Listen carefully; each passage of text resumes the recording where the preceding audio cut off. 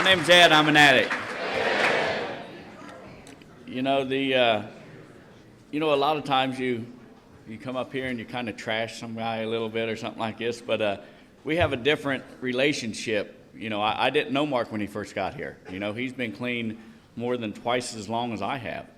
And I just started sponsoring him like 3.5 years ago. And so he was already changed. You know, some of those stories early on, how we are when we get here. And I know some of those stories, but that's not what this is about.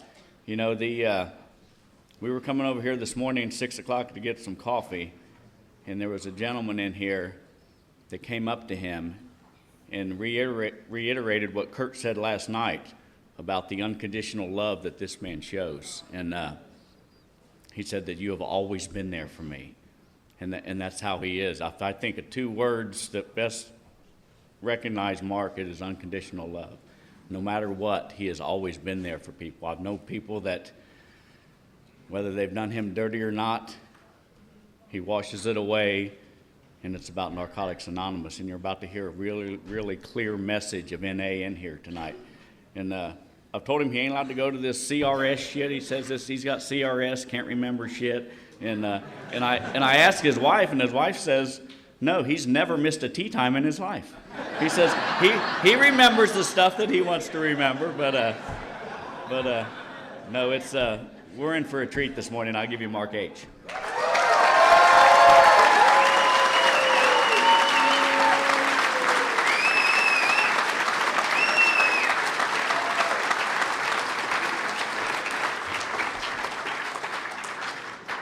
Good morning. I'm an addict called Mark. It's a great honor to share here, and I want to thank the convention committee for asking me to do this, giving me the opportunity to share my experience with you. My heart's going 100 miles an hour. You know, if you would, I want to try to give you, this is a spiritual program, not religious program. And I want to try to give you my spiritual experience with this program that I have, or what I have experienced. Here at Ripley, we all have special places and thoughts of this place. And when we leave here, we have the opportunity to take that with us. So I'm going to ask you to close your eyes and think of that spot here at Ripley. Rather it's the blue skies, the road driving in before you come on the bridge, or if it's the circle at the end of the speaker meetings, or if it's a time that you did some step work with your sponsor or sponsee, and the spiritual connection that you had at that moment. And when you go home, close your eyes and meditate about that. Remember that. Go back there.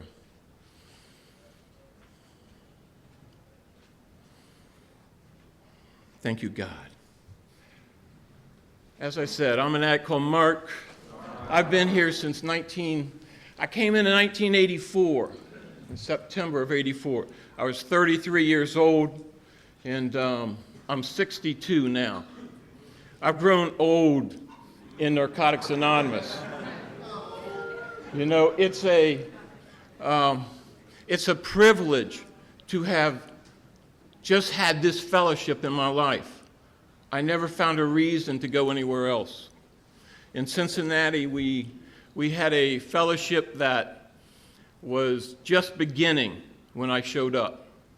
And those predecessors that were there, that carried the message, that had the doors open, welcomed me as I've welcomed so many addicts into the room since then. And it's the love that we have for each other has kept us here. Some of those people that have come and gone, they're here with me tonight too, today. You know, I feel their presence when I'm outside and I see that hawk You know, it's a disease that robs us spiritually when we get here. Spiritually bankrupt. I didn't have anything. It was gone. You know, we all use, we're really good at that. Put a lot of effort into it, a lot of energy into it. It was I think one of my memories, it was when they walked on the moon. So that's when I was using. And I spent the summer at the Sunshine Summer Acid Camp. The whole frickin' summer. As a result of that, some of my physical issues are still with me today because of the using. So many years later. The obsession and the compulsion, there is no denying that I have the disease of addiction. I'm very clear about that. There ain't enough out there. There ain't enough out there. And when you get to that understanding of how powerless you are over the disease of addiction, you get done. And you look for a way to escape that horror, that emptiness, that alone, that desperation. You know, I am so grateful for the many addicts that have been in my life since then. I'm going to try to share with you some of those experiences, and I hope you get something out of it. You know, early on in my recovery, it's no different today than it was then. There was a few people that did the work. There's a lot of people that show up, but there's only a few people that do the work. They told me if you want to get involved, you need to get in the middle. You need to start setting up. We got ashtrays we need you to set out. Lots of them. What do you mean you don't smoke? Well, I not that. So we put ashtrays out. We made coffee. We set up the chairs and got there early, so I made sure I got a reading. Just by sticking around, I became a part of. Being a part of how big that was. Before I ever got here, the only thing that I was a part of was very fleeting. It depended on what you had and what I wanted. And it was over at that. The relationships, the friendship, the intimacy that I have today, non-existent. Non-existent. Somehow, I stayed married through this. I was one of those functioning addicts. I kept a job. We had a family business east of Cincinnati. And I grew up as a wrench, as a mechanic, working at a car store. And I was very fortunate to have parents that loved me and were from the generation that they really didn't have anything. They really didn't have anything. And as a result of my father's vision and entrepreneurship, it was unbelievable what happened to our family business. And as a result of that, I own that family business today with two brothers. There's three of us. And I have 85 employees at any given time.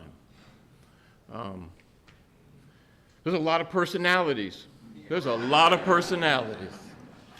If it wasn't for Narcotics Anonymous and having come in here and worked on me through the 12 steps, I never would be able to handle that successfully. I have 7 grandchildren today. What a blessing. 2 sons. My oldest son is 40, just to give you an idea of some of you in the room.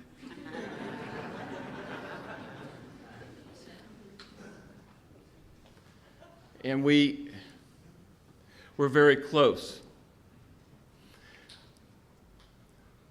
My 2 boys were like 10 and 7 when I came in the rooms. And,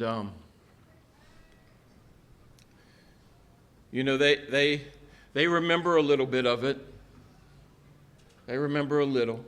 They remember a lot about the fellowship and the many people that became near and dear to me.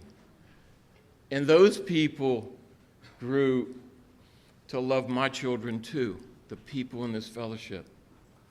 And they watched them grow until they had families, and now they have grandchildren. I was sharing the other day at a workshop about my 14-year-old grandson. And he and I are really close. This past summer, I said, "It's time to go to work, Cameron." I was working when I was your age. I was sweeping floors and wiping off cars. I said, "I got some stuff you need to do. You're going to be a mechanical engineer today." That involves crushing oil filters. And I got a lot of them. And he learned how to crush oil filters. And then he became a landscaper.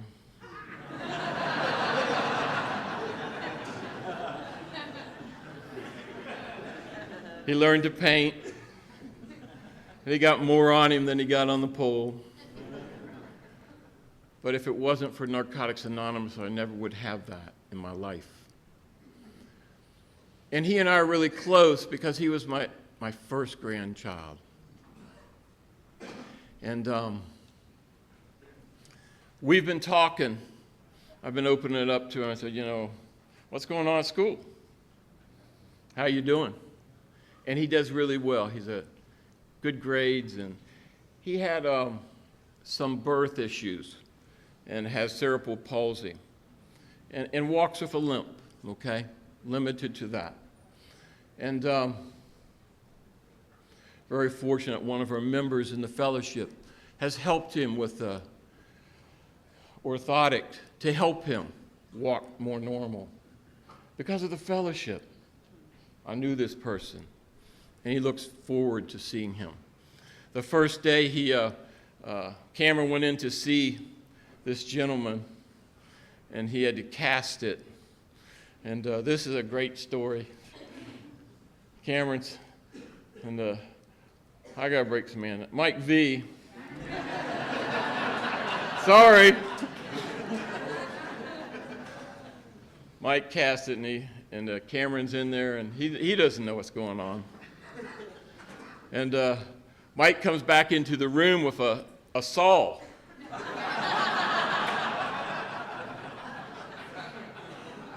And Cameron looks at him and says, "Oh, that's not a good idea."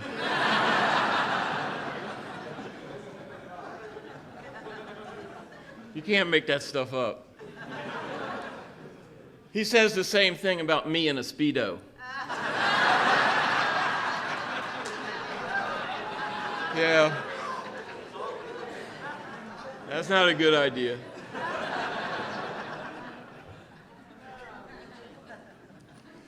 But we've been talking because I know he's going into freshman in high school.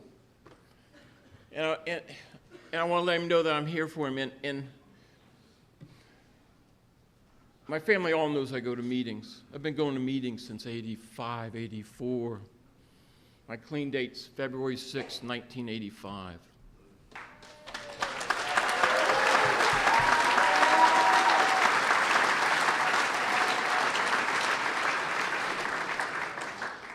And so I've been opening up a little bit about it. He was going to do a sleepover a couple Fridays ago, and I thought I might have the opportunity to take him to the meeting, winners group meeting on Friday night. Well, that's a little overwhelming. There's a lot of newcomers in the room that have been from Cincinnati. Winners group? There's like 150 people in the room at Friday night. It's a huge meeting. huge meeting. And I didn't get a chance to talk to his mom. And I said, not yet. I'll take you another time, Cameron. Not yet. But I talked to him a little bit about it. I said, there's going to come a time when in school there'll be some other activities going on.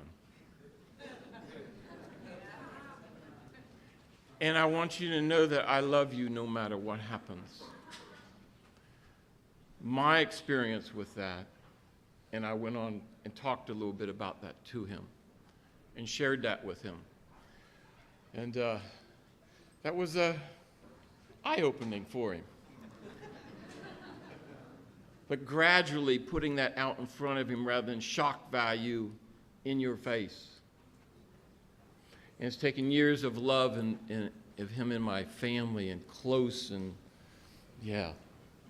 so grateful for that. It's I have so many wonderful people around me in my program of recovery. A wonderful sponsor.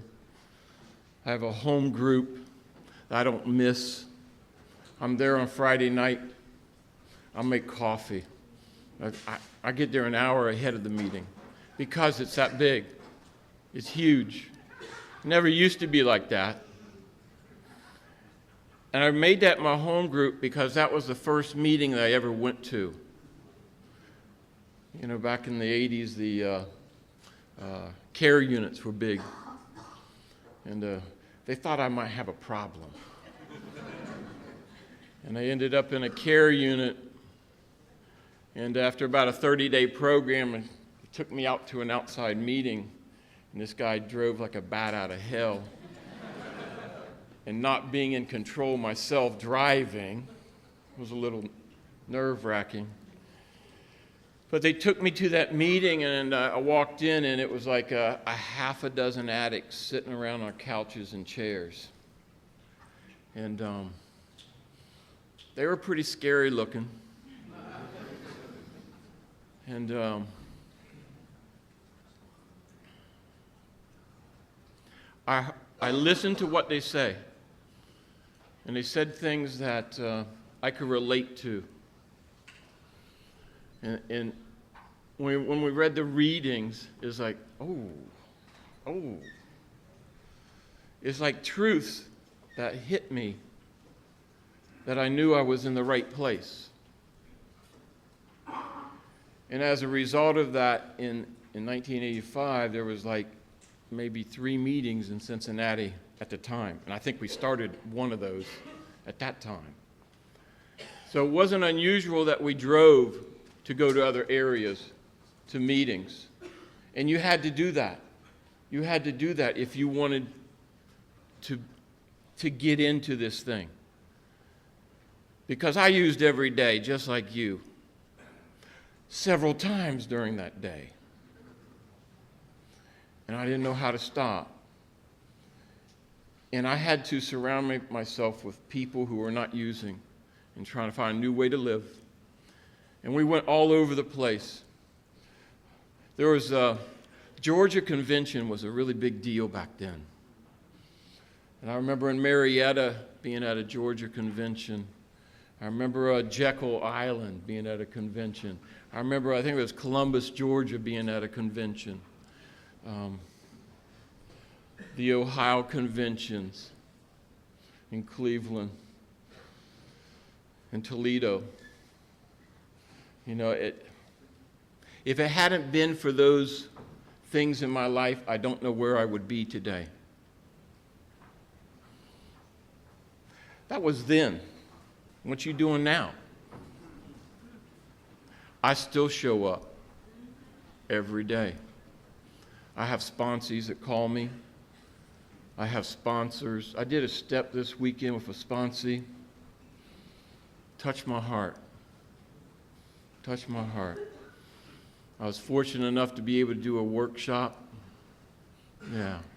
I got to spend 4 hours with my sponsor in a golf cart. That's pretty, we don't get to do that a lot. We didn't get to do that a lot. My higher power has this funny way of showing me or reminding me about the disease of addiction that I have. And during the course of my recovery, the disease will come out in many different areas. And I thought it was all about the drugs. And I don't ever want to forget, no.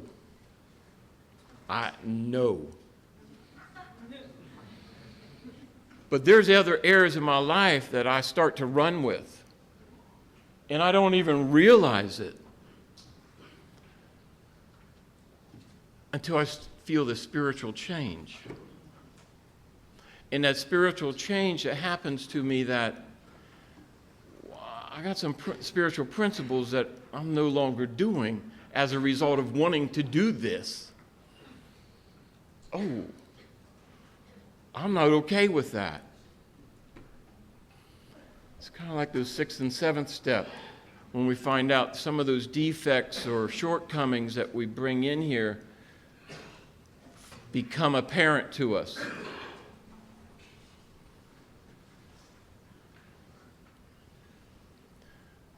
I started smoking cigars. Cigars? Oh, you have no idea. And I wanted the good ones.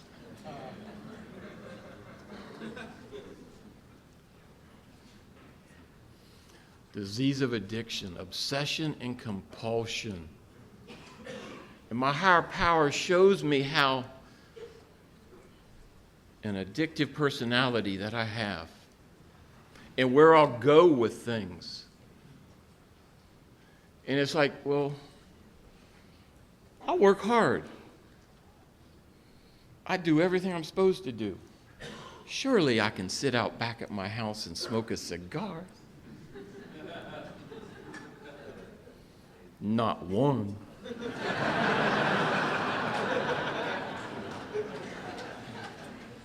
Next thing I know, I got a bag of them. I got a few here, and I'm going over here to get some more.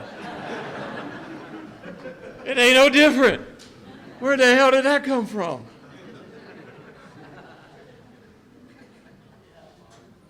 I noticed it first when I came into recovery with milkshakes. Every meeting I had to go to, I was going to, I can need to stop and get a milkshake. Some of us have it going on Starbucks. Ooh.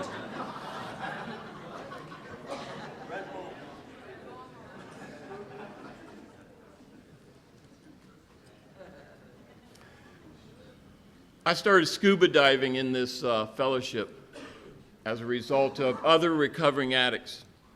Never did that before I got here. Are you kidding me? And I did my certifications and learned how to do that. And I've been blessed to be all over the world at exotic locations doing this. And I was sitting there with my sponsor and my good friend, Mike, who I dive with often. And he would say, well, how you doing? You ready to go? I said, just a back roll. And it's like, and we're in the water. And as soon as you break the water surface and you turn over and you look at this underneath you, it's a whole new world in the places where we go. And if it hadn't been for Narcotics Anonymous, I never would have experienced that. Tell you a little story about one of those trips. We were in Little Cayman on a trip, and it was my 10-year anniversary. There was a bunch of us that went out of the program, and we were down there and diving, and it was my anniversary. It was February 6th. Yep. Well, nobody's saying nothing. What the hell's going on? Well, I guess we're going to do it tonight when we get back from diving. Okay, so we go out and do a 2-tank morning dive, and we're down under the water about 60 feet, swim around the coral heads and stuff. All I see is Sam over here, and Sam saying, "Hey, Mark, back over here." And my fin kick over here, and they got a circle going on. And I kneel down in the circle, and they pull out a coin at 60-foot depth, and I started crying in my mask.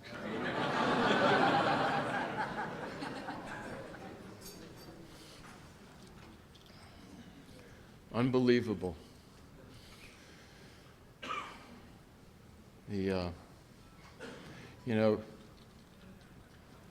Spiritual connection. Spiritual connections. Those people around us that we have, that we hold tight to us, that we relate. We feel something. And it's from the heart. And I get that connection. And every time I see them, it's the same way. And as I go into Narcotics Anonymous, into these different rooms and different meetings and stuff, my family grows. I'm so grateful for West Virginia, for the many people that I've met here from West Virginia, from Jersey, for those relationships I've developed here in Narcotics Anonymous.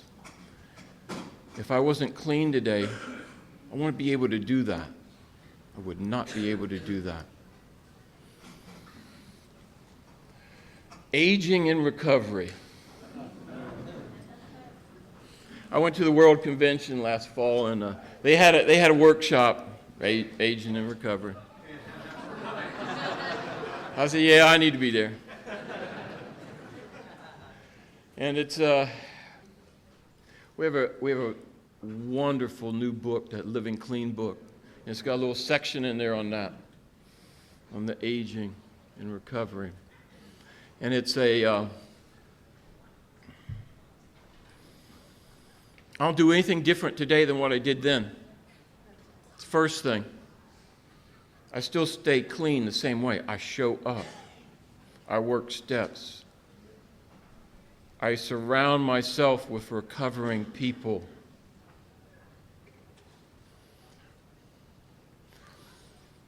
There's a lot of acceptance that goes on with aging. My body isn't what it used to be. And I'm okay with that. I don't have to go to the gym. It's not going to change a lot. I'm all right with who I am today. It's taken a long time to get there. I was down at the Reds game the other night, and I was watching, and hell, I could go out and play second base. Is that? No, or shortstop. Shortstop was messing up. You can't take Brandon's spot. But I think I could do short. Yeah, I got short. Really? They threw me 2 wiffle balls out there yesterday and whiffed them both. That's just like the Reds.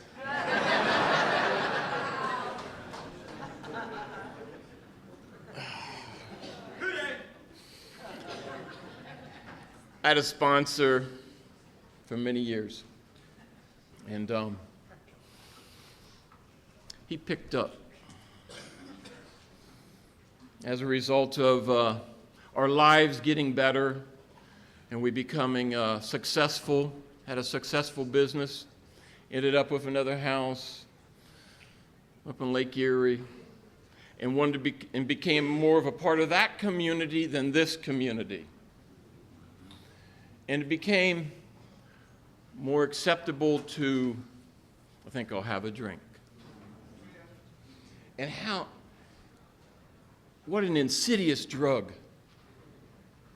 And those of you who have been to that depths with that, I saw that with him. And it was so painful, and we could not reach him.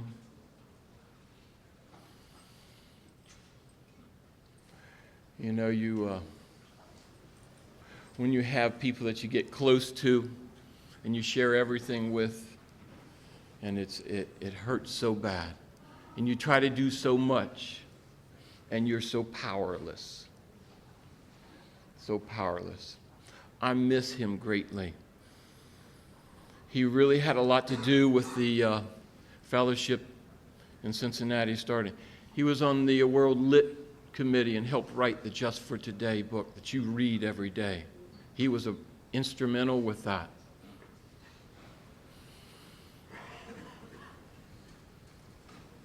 He died in his basement in a chair, alone. The horrors of addiction.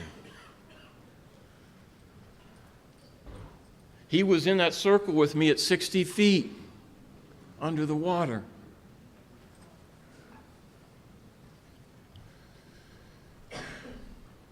Somebody called me this past week and said, "Hey,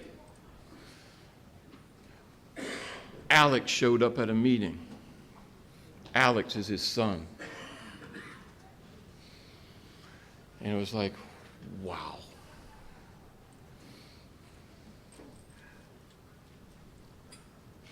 You know, we're here to carry a message. And that primary purpose that's so important to us, to carry that message to the addict that still suffers. Because somebody did that for us. Doesn't matter where you come from. Doesn't matter what social, economic background you have. The disease of addiction is out there and takes it takes everybody. It takes everybody.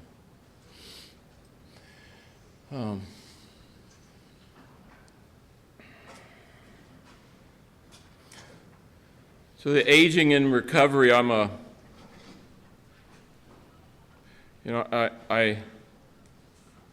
to stay around. And last year I started having some physical problems, and I had some melanoma on the face, underneath the eye, and it was horrible. Oh my gosh, looked like Cyclops. It was like, I'm so grateful that I have the ability and the understanding to take care of myself today. And I have to do what I have to do that. In the mid-90s, I had to do interferon because of the Hep C. And those treatments back then were not as successful as they are today. And it put me in a situation where it was injections 3 times a week. And it was, didn't really want to go there. But needed to do that. And in the many weeks of doing that and continuing to be as active as I was, I ripped 2 quads.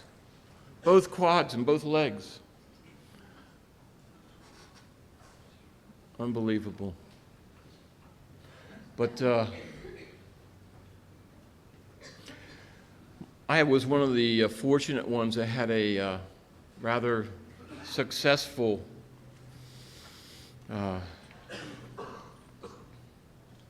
stint with that.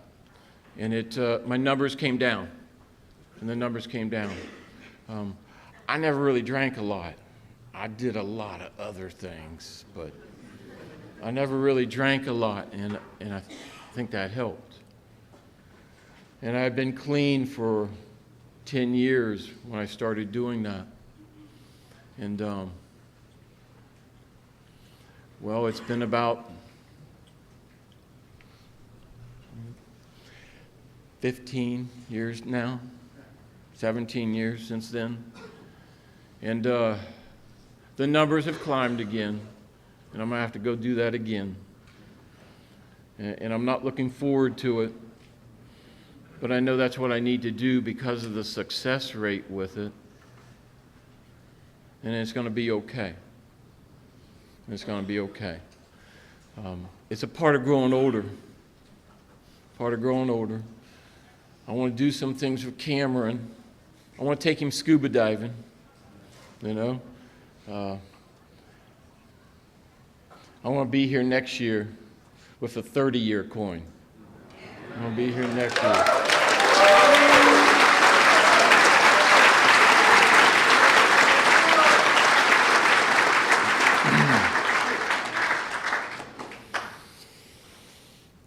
When you leave this place today, take Ripley with you. Take Ripley with you. Make sure you recognize and take the time out for that special moment that's here, that's all around you. The love that's in this fellowship, the love that's in this valley. And you can have that Monday morning. When you do that, when you meditate, or if it's when you're driving down the road, and you have that moment for that conscious contact, that you can remember Ripley. I'm an addict called Mark, and I love you.